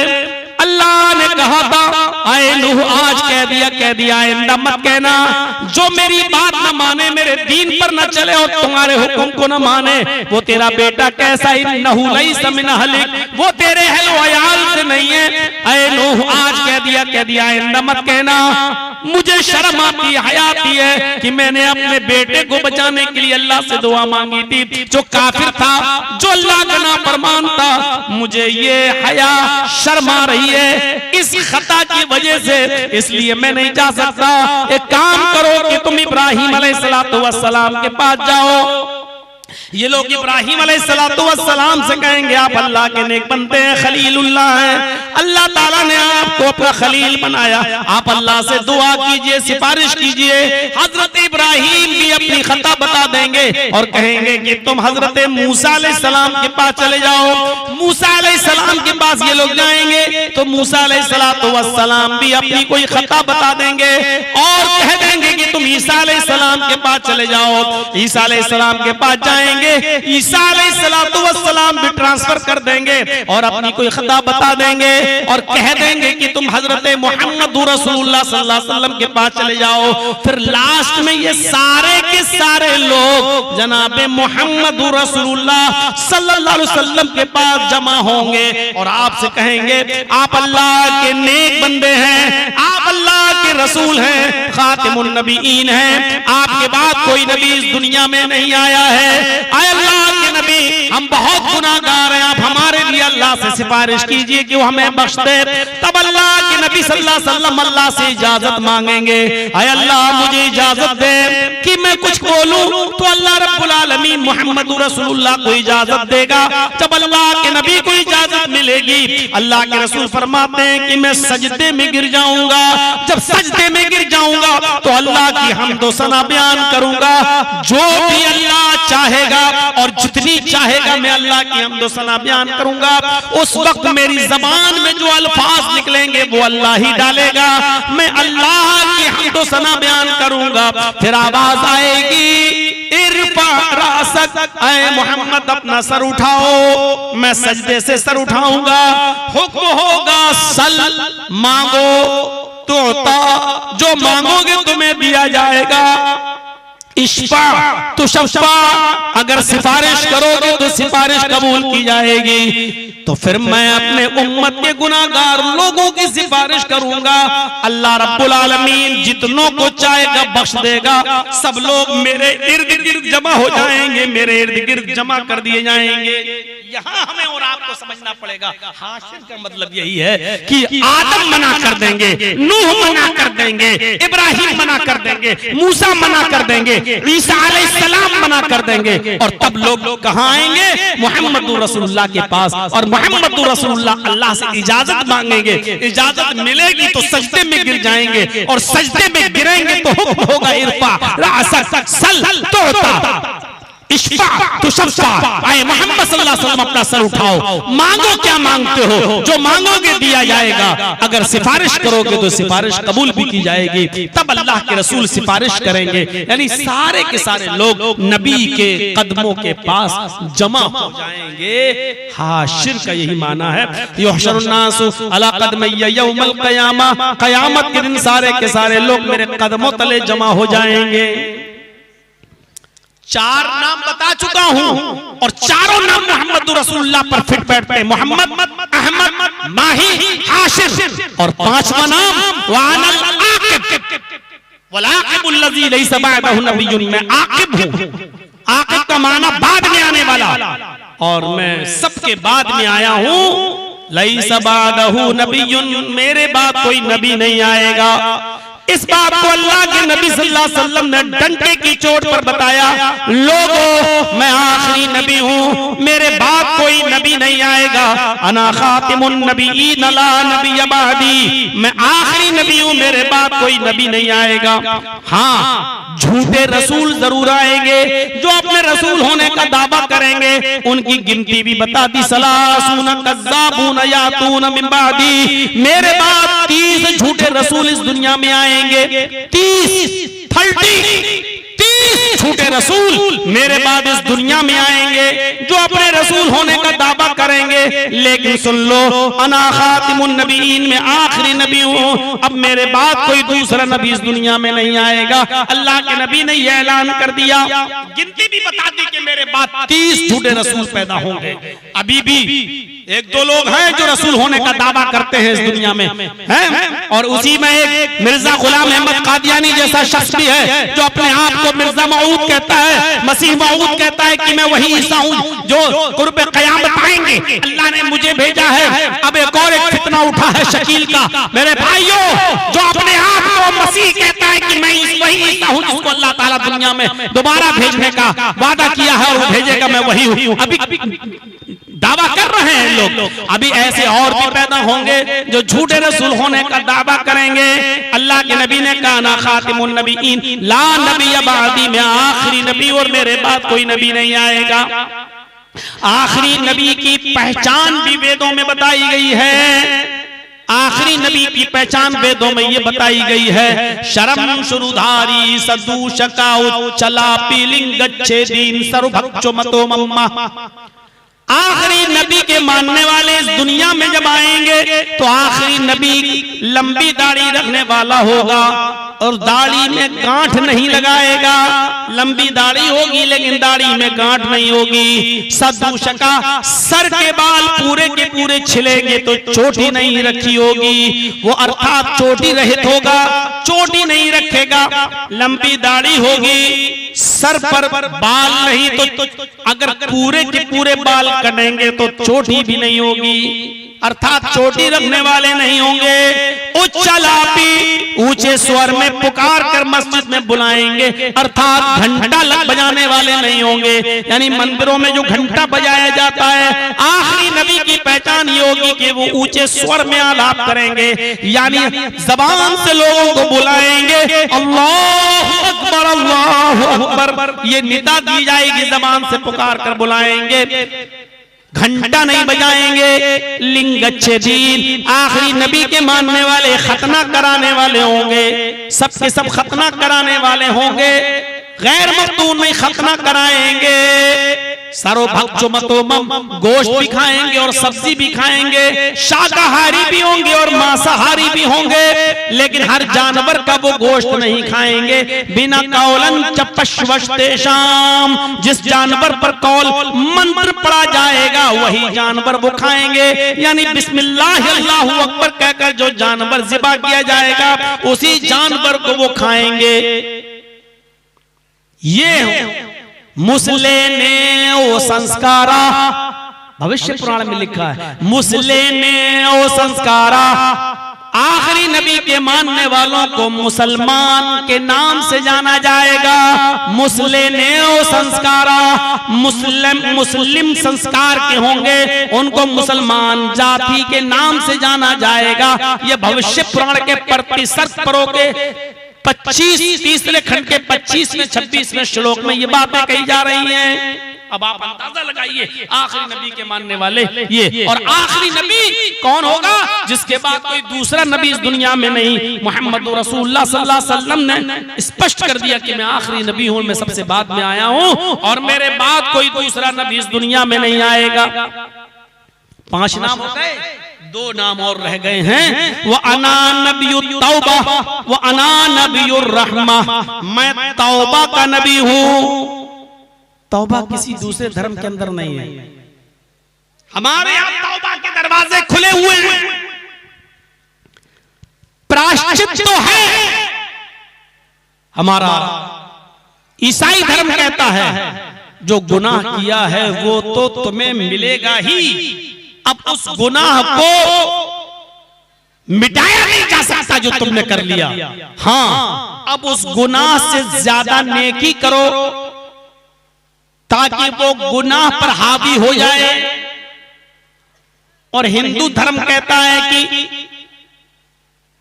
पाप ताप मिटते नहीं। दुनिया में जब भी कोई गुनाह करेगा वो पहला गुनाह औरत पर मिलेगा, क्योंकि आदम को, आशू को हव्वा ने शत्रुपा ही ने स्वर्ग से निकलवाया है। कली अर्थात शैतान के बहकावे में आदम नहीं आ रहे थे, हव्वा ने जबरदस्ती कहा कि चलो चलो, तब वो शैतान के बहकावे में आकर आदम और हव्वा दोनों उस दरख्त के करीब चले गए जिससे मना किया गया था। आदम तो जा नहीं रहे थे, हव्वा ने जोर दिया और हव्वा के कहने पर वो चले गए और उन्होंने उस दरख्त का फल खा लिया। लिहाजा ये गुनाह कराने में औरत का योगदान है। दुनिया में जब भी कोई पाप होगा तो पहला पाप औरत को पड़ेगा। यानी दुनिया में जो मर्द जो भी गुनाह करेगा, इंसान मर्द या औरत, उसका एक हिस्सा पहले औरत को मिलेगा, क्योंकि औरत पाप की देवी है। औरत ही ने पाप करवाया है और आदम को जन्नत से निकलवाने में औरत का योगदान रहा है, इसलिए उसको पाप की देवी कहा गया है वेदों के आधार पर। मेरे प्यारे साथियों, पाप माफ नहीं होते हैं हिंदू धर्म में और ईसाई धर्म में। उसमें ये होता है कि पाप से ज्यादा नेकी करो ताकि पाप दब जाए और नेकी उभर जाए। इस्लाम ये कहता है कि अगर तुम सिद्क दिल से माफ गुनाह करो, अगर तुम तौबा करोगे तो अल्लाह रब्बुल आलमीन तुम्हारे गुनाहों को मिटा देगा। या अय्युहल्लज़ीना आमनू तूबू इलल्लाहि तौबतन नसूहा असा रब्बुकुम युकफ्फिर अन्कुम सय्यआतिकुम। ईमानो वालो, तुम अल्लाह से सच्ची तौबा करो, खालिस तौबा करो। या अय्युहल्लज़ीना आमनू तूबू इलल्लाहि तौबतन नसूहा, सच्ची और खालिस तौबा करो। अगर तुम सच्ची और खालिस तौबा करोगे तो आसा रब्बुकुम युकफ्फिर अन्कुम सय्यातिकुम, तो अल्लाह रब्बुल आलमीन करीब है कि तुम्हारे गुनाहों को मिटा दे, तुम्हारे गुनाहों को खत्म कर दे। वयुदखिलकुम जन्नातिन तजरी मिन तहतिहा अल-अनहार, और तुम्हें ऐसी जन्नतों में दाखिल कर दे जिसके नीचे नहरें बह रही होंगी। और अल्लाह को इस बात का इख्तियार है, वो सुपर पावर है, वो चाहे तो गुनाहों को मिटा सकता है। जब जब कोई हमारी सजाओं को खत्म करते हैं, आप देख लीजिए किसी आदमी को उम्र कैद की सजा है और लिख दिया है कि वो आखिरी सांस तक जेल में रहेगा, लेकिन उसका अच्छा आचरण और अच्छा चाल चलन देखकर 14 साल जेल में रखने के बाद कोर्ट फैसला करता है कि उसने जेल में एक बहुत लंबी मुद्दत गुजार ली है, लिहाजा अब इसको छोड़ दिया जाए और बाकी जिंदगी इसकी माफ की जा रही है, सजा इसकी माफ की जा रही है। समाज में इसको अच्छे चाल चलन और तरीके से रहने की इसको इजाजत है। कोर्ट बाकी सजा माफ कर देती है। बहुत से लोगों को आप देखिएगा, लेकिन ये खास खास लोगों के साथ ही होता है। जैसे संजय दत्त को सजा हुई 5 साल की और 3 साल के बाद कह दिया गया अच्छे आचरण और अच्छे चाल चलन की वजह से इसको जेल से पहले छुट्टी दे दी जा रही है और बाकी की सजा माफ की जा रही है। ये होता खास खास लोगों के साथ है। जैसे बिल्किस बानो के केस के अपराधी जिनको उम्र कैद की सजा दी गई है, जिन्होंने मासूम बच्ची को मारा था, कत्ल किया था और उस मासूम बच्ची के सामने बिल्किस के साथ रेप, उनको आजीवन कारावास। लेकिन 15 अगस्त के मौके पर खुसूसी रियायत के साथ गुजरात की गवर्नमेंट ने उनकी बाकी की सजा माफ करके उनको इज्जत के साथ छोड़ा था और गले में उनके हार भी डाले गए थे। ऐसा स्वागत हो रहा था जैसे वो तीर्थ यात्रा करके आ रहे हों। वो तो भला हो सुप्रीम कोर्ट का कि उसने संज्ञान लेते हुए गुजरात गवर्नमेंट को आदेश दिया और दोबारा उनको जेल की सलाखों में भेजा, ये कहकर कि इनका जुर्म इतना सख्त और इतना दर्दनाक और इतना भयानक है कि उम्र कैद से बड़ी सजा इनके लिए कुछ नहीं है, लिहाजा इसको आखिरी सांस तक इनको जेल की काल कोठरी में रखा जाए, ये कहकर दोबारा भेज दिया। तो गवर्नमेंट को ये इख्तियार हो रहा है कि वो आगे की सजा माफ कर दे। इसी तरीके से अल्लाह को इस बात का इख्तियार है कि वो अपने बंदे की सच्ची तौबा और मुखलिस तौबा और प्रायश्चित और रोने और गिड़गिड़ाने की वजह से उसके गुनाहों को मिटा दे, उसके गुनाहों को खत्म कर दे।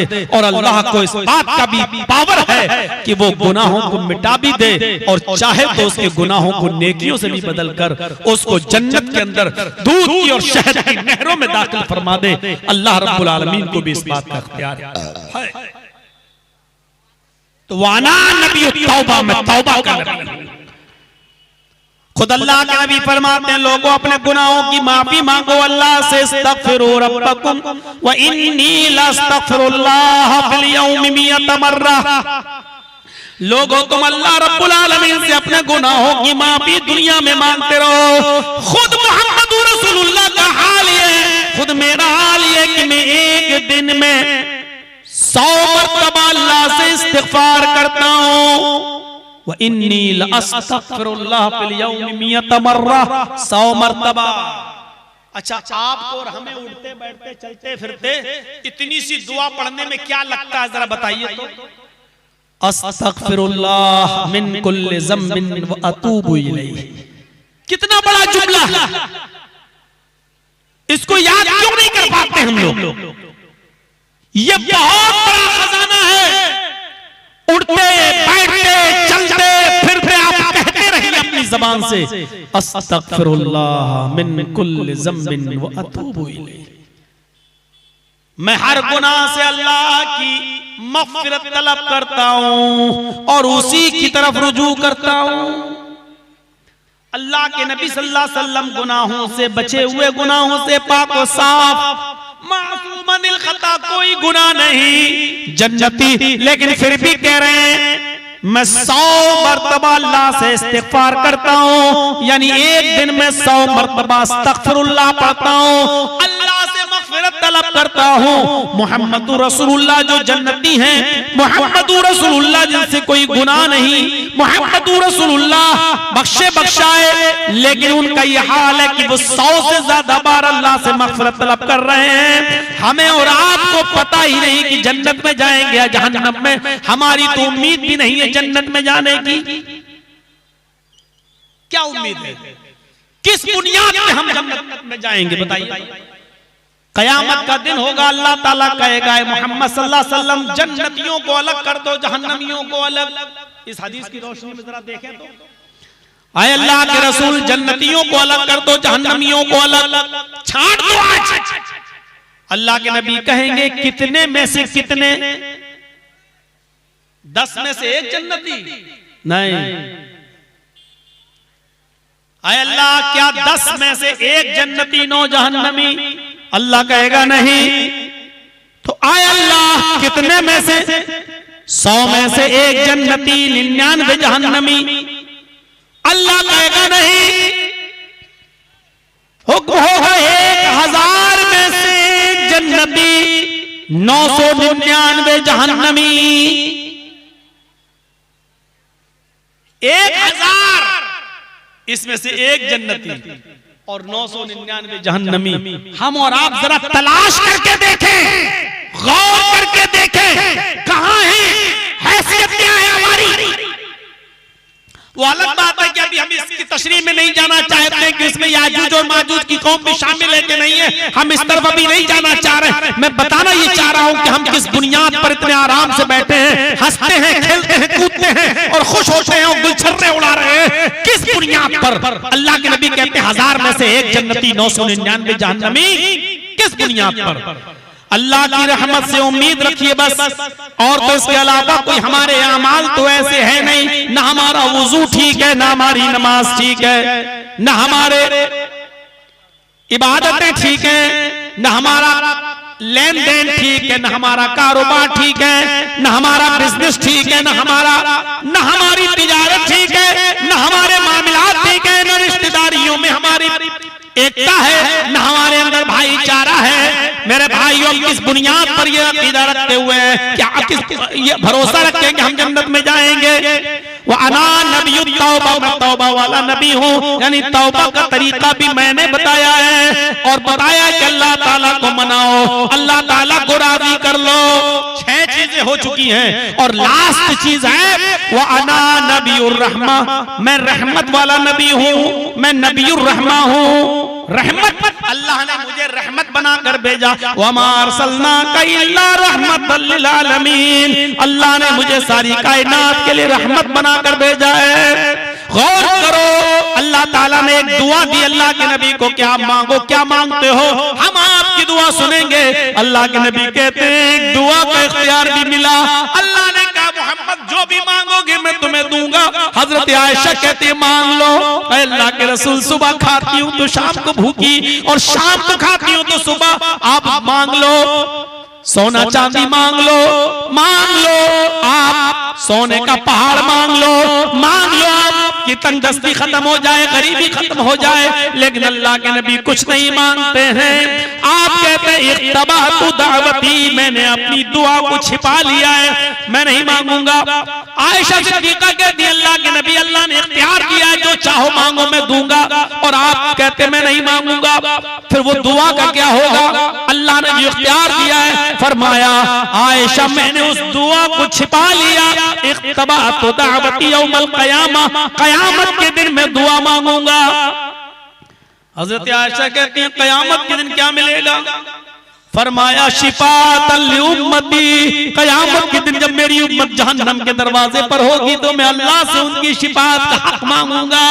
गौर करो, दुनिया में खजाने मिलने वाले, अल्लाह कह रहा मांगो मैं दूंगा, और अल्लाह के नबी इतने बड़े मेहरबान और रहमतुल लिल आलमीन, वो कह रहे हैं कि मैं दुनिया में फकीर रहूंगा, मिस्कीन रहूंगा, गरीब रहूंगा, भूखा सो लूंगा, सब कुछ बर्दाश्त है, लेकिन अपनी उम्मत की परेशानी बर्दाश्त नहीं। क़यामत के दिन मैं अपनी इस दुआ को मांगूंगा और अल्लाह से कहूंगा कि मुझे जो इख्तियार दुनिया में दिया था वो आखिरत में दे। और अल्लाह जब इख्तियार देगा तो मैं कहूंगा अल्लाह मेरी उम्मत को बख्श दे। तब मैं अपनी उम्मत की सिफारिश की दुआ करूंगा, शिफाअत की दुआ करूंगा। ये नबी की रहमत है, नबीउर रहमा, मैं नबीउर रहमा हूं, रहमत वाला नबी हूं। मेरे भाइयों गौर कीजिए, इतना मेहरबान कि नमाज पढ़ा रहे होते, आपके पीछे सहाबा नमाज पढ़ रहे होते, पर्दा पड़ा होता, सहाबियात नमाज पढ़ रही होती, लेडीज भी आती और किसी बच्चे के रोने की आवाज नबी के कानों में जाती, सूरत छोटी कर देते, आयतें मुख्तसर कर देते, अल्लाहू अकबर कहकर रुकू में चले जाते, रुकू छोटा कर देते, जल्दी उठते, रब्बना वलकल हम्द हम्दन कसीरन तय्यबन मुबारकन फी, पूरी दुआ नहीं पढ़ते, रब्बना वलकल हम्द पढ़ते और सजदे में चले जाते, सुभान रब्बियल आला 3 बार पढ़ते, जल्दी से उठ जाते, दूसरा सजदा करते और नमाज मुख्तसर करके सलाम फेर देते। फरमाते आए मेरे साथियों, दिल चाह रहा था कि आज नमाज लंबा कर दूं, दिल चाह रहा था कि आज दिल खोल कर अल्लाह रब्बुल आलमीन से कलाम करूं, अल्लाह के सामने देर तक खड़ा रहूं, अल्लाह की देर तक इबादत करूं, लेकिन किसी बच्चे की रोने की आवाज मेरे कान जबान में आती है मैं नमाज मुख्तसर कर देता हूँ। ये नबी की रहमत है मेरे भाइयों उम्मत की ऊपर।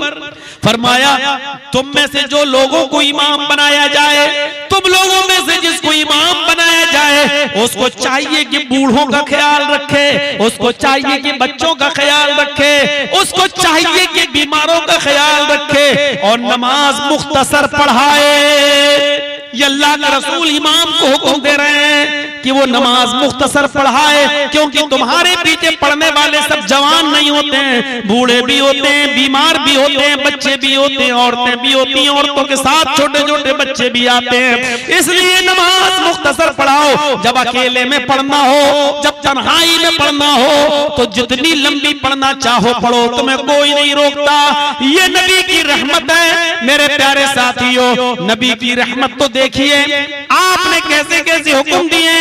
नमाज जैसी चीज, एक सहाबी नमाज पढ़ा रहे हैं और लंबी सी सूरत शुरू कर दी, सूरह बकरा। एक और सहाबी है वो सब्जी अब्जी लेकर आ रहे हैं, मगरिब की अज़ान का वक्त है, उन्होंने वुज़ू किया और जमात में शामिल हो गए। देखा कि इमाम मोहतरम ने सूरह बकरा शुरू कर दी। इन्होंने सोचा अल्लाह ये 2.5 पारे की सूरत है, पता नहीं कितनी लंबी नमाज पढ़ाएं। उन्होंने नमाज की नीयत ही तोड़ दी और सीधे घर आ गए और उन्होंने अपनी बीवी को पकने के लिए खाना दिया, सब्जी दी और घर पे ही नमाज पढ़ ली। ये शिकायत जब अल्लाह के रसूल को पहुंची तो आपने उस सहाबी को बुलवाया। आपने कहा कि तुम नमाज तोड़कर भाग गए। कहा सीधे साधे सहाबी थे। कहा क्यों? अल्लाह के रसूल जब मैं मस्जिद में आया तो क्या देखा कि गैरिल मग़दूबि अलैहिम वलद्दाल्लीन तक तो मामला सही चला। फिर इन्होंने सूरह बकरा शुरू कर दी, अलिफ लाम मीम ज़ालिकल किताबु ला रैब फीह। मैंने सोचा पता नहीं 2.5 पारे की सूरत ये कितनी लंबी पढ़ाए।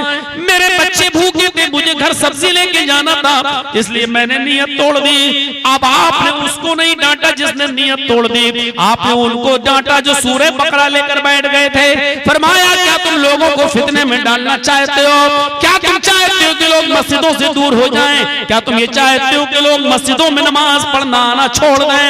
अरे तुम लोगों में से जब कोई इमाम बनाया जाए तो उसको लोगों की जरूरियात का ख्याल करते हुए मुख्तसर नमाज पढ़ाना चाहिए। ये है नबी की रहमत मेरे प्यारे साथियों। आपने फरमाया वाना नबीउर रहमा, मैं रहमत वाला नबी हूँ। अरे आप तो जानवरों तक पर रहम वाले थे, जानवरों पर भी रहम किया करते थे, फिर आप इंसानों पर रहम क्यों नहीं करेंगे? हजरत अबू सईद खुदरी के साथ अल्लाह के नबी जंगल में जा रहे हैं और आपको क़ज़ाए हाजत नहीं, लैट्रीन से फरागत हासिल करना है। आप जंगल में चले गए, अबू सईद खुदरी एक पेड़ के नीचे बैठ गए कि आप आइए, आप जाइए और लैट्रीन से फारिग होकर आइए। जिस दरख्त के नीचे अबू सईद खुदरी बैठे थे उसी दरख्त के ऊपर 2 चिड़ियां थी, चिड़ियों का घोंसला था। उसमें एक चिड़िया के 2 बच्चे थे, बड़े अच्छे लग रहे थे। अबू सईद खुदरी गए, उन दोनों बच्चों को उठा लिया। दोनों बच्चे उनके दोनों हाथ में चिड़ियाई दाना लेकर, उसने घोंसले में अपने बच्चों को नहीं देखा, उसने नीचे देखा। अबू सईद खुदरी के हाथ में मेरे बच्चे, वो ऊपर से आई और अबू सईद खुदरी के चोंच मारने लगी, फिर ऊपर उड़ जाती, गोया चोंच मार कर ये कह रही है कि मेरे बच्चे मुझे दे दो, मेरे बच्चे छोड़ दो। जैसे अबू सईद खुदरी उन बच्चों को देखते, वो चिड़िया फिर सर पे चोंच मारती और उड़ जाती। वो चाह रही थी कि बच्चे मुझे मिल जाएं। इतने में अल्लाह के नबी सल्लल्लाहु अलैहि वसल्लम तशरीफ लाए। आपने देखा कि अबू सईद खुदरी के हाथ में बच्चे हैं और चिड़िया उसके सर पे मुंडला रही है। आपने कहा अबू सईद, इस चिड़िया को, इन बच्चों की माँ को तुमने तकलीफ में डाल दिया है। ये चिड़िया तुम्हारे सर पे मुंडला कर अपने बच्चे मार रही है जो तुम्हें दिखाई नहीं दे रहा है। आए अबू सईद, इन बच्चों को छोड़ दो। अबू सईद खुदरी ने चिड़िया का बच्चा छोड़ा और चिड़िया ने जल्दी से अपनी चोंच से उस बच्चे को दबाया और उड़ते हुए ले गई, घोंसले में रख के आई। फिर दूसरा बच्चा उठाकर ले गई। अबू सईद खुदरी कहते 3-4 दिन के बाद मैं लौटा, उसी दरख्त के पास जा रहा था कि कुछ दाना डाल दें, कुछ उन बच्चों को या चिड़िया को कुछ खिला दें, तो क्या देखते कि अब उस पेड़ के ऊपर वो घोंसला नहीं है। यानी चिड़िया अपने किसी महफूज ठिकाने पर अपने बच्चों को लेकर चली गई। वो समझ गई कि इस पेड़ के ऊपर मेरे बच्चे महफूज नहीं है, जिसकी तकलीफ मुझे है। अबू सईद खुदरी कहते हैं तो ये रसूलुल्लाह की मोहब्बत है। ये रहमत है। जब चिड़ियों के साथ और परिंदों के साथ नबी अकरम का ये सुलूक रहा है तो इंसानों के साथ क्या रहा होगा। तो मेरे प्यारे साथियों, आप नबीउर रहमत भी हैं। तो मैंने ये 7 चीजें बताई हैं, मोहम्मद, अहमद, माही, हाशिर, आकिब और नबीउत तौबा और नबीउर रहमा। ये 7 नाम आपके और 7 नाम मोहम्मद रसूलुल्लाह पर फिट बैठते हैं। ये मैं 12:30 बजे से बोलता हूँ, 2:10 हो गए हैं। ये रहा मेरा 1 घंटा 40 मिनट के खिताब में मैंने ये चीजों की तशरीह आपके सामने की है, इस उम्मीद के साथ कि इंशाअल्लाह हमारे दरमियान समझ आएगी और हमारे जो नाम हैं हम उन नाम पर पूरा उतरेंगे और मोहम्मद रसूलुल्लाह की जिंदगी से हम फायदा उठाएंगे और कुछ सीखेंगे और अपनी जिंदगी में रसूलुल्लाह सल्लल्लाहु अलैहि वसल्लम की जिंदगी को आइडियल और नमूना मानते हुए हम अपनी जिंदगी में भी एक इनकलाब पैदा करेंगे। इस्लामी तालीमात से हम अपनी जिंदगी को मुज़य्यन करेंगे, अपने बच्चों को इस्लामी तरबियत देंगे।